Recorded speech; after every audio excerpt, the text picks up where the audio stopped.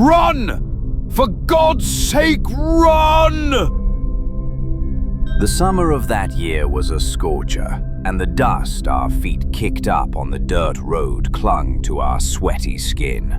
We were a pack of children, me and my cousins, off to pick the blackberries that ripened in the fields near the building we only dared to name in a whisper: the Waterhouse.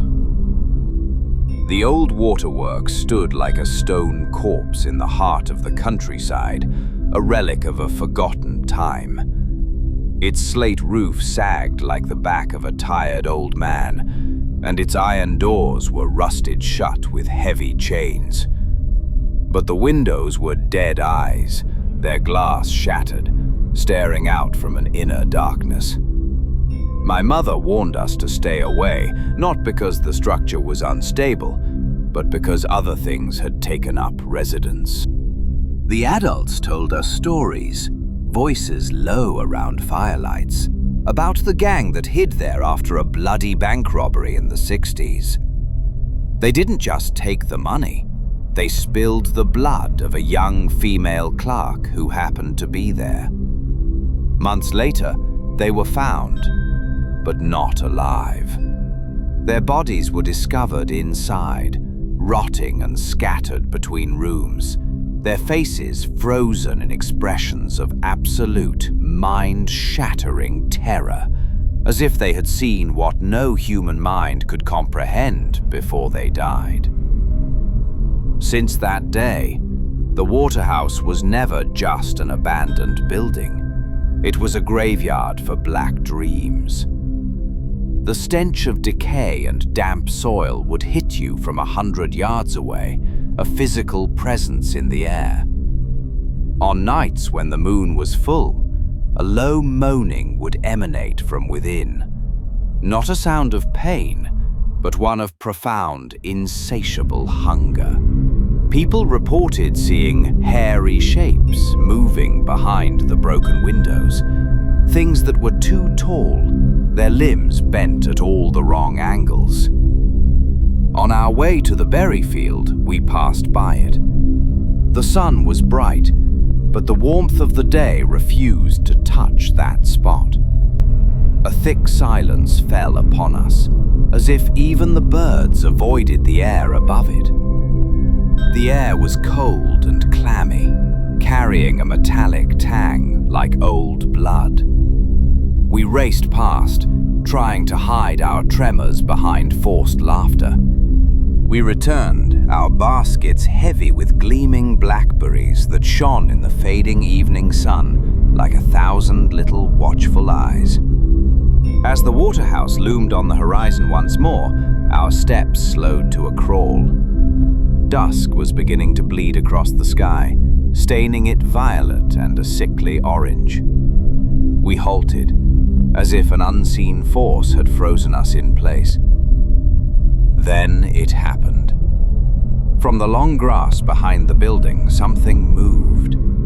It wasn't the movement of a man or an animal. It was an unnatural, slithering glide, as if a long body were dragging itself across the earth.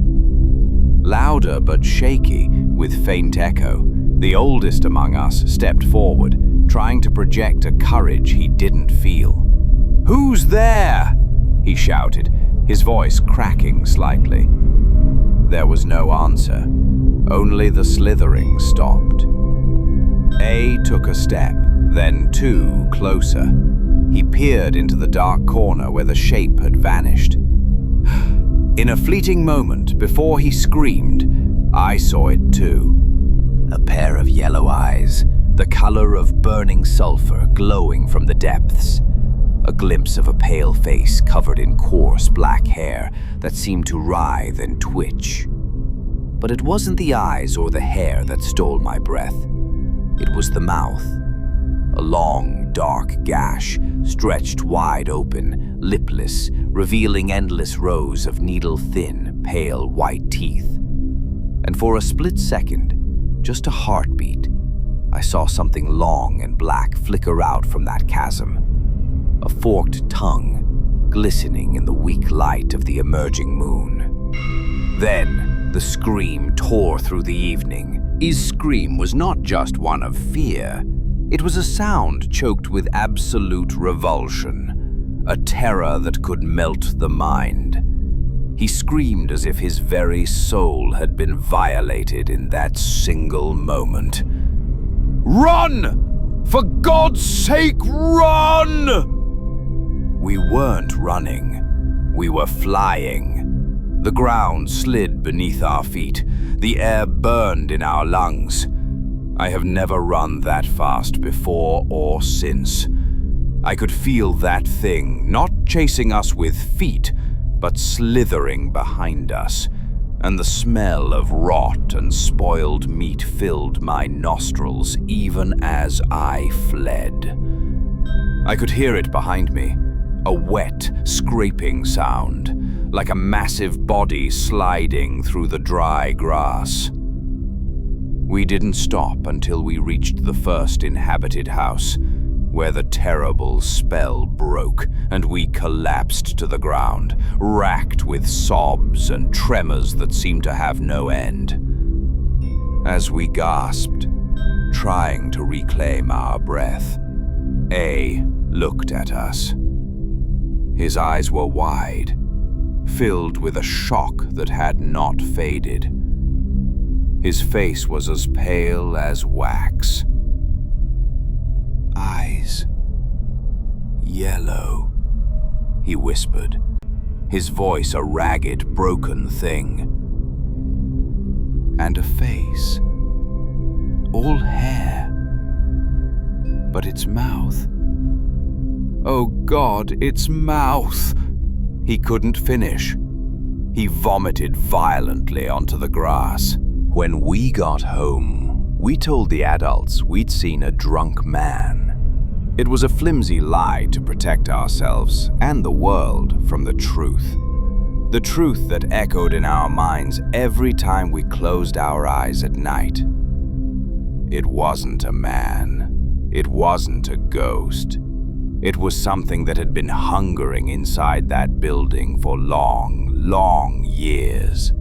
Something that waited in the dark, feeding on the fear and the death soaked into the very stones of that place. And now, all these years later, I still wake in the dead of night in a cold sweat, sometimes smelling ripe blackberries mixed with the stench of decay. And I wonder, was it truly chasing us that day? Or did it simply let us go?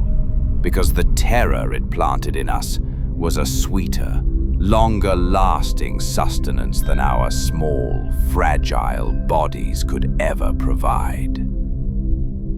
And I wonder, on the particularly dark nights, if it's still there, in that stone house, waiting for another group of children who dare to come close, hungry to replenish its larder of nightmares.